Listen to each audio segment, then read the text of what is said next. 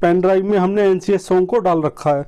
तो इसको चलिए इसमें पेन ड्राइव को लगाते हैं और देखते हैं कि कैसा साउंड निकलता है एनसीएस सॉन्ग के माध्यम से। USB driver mode.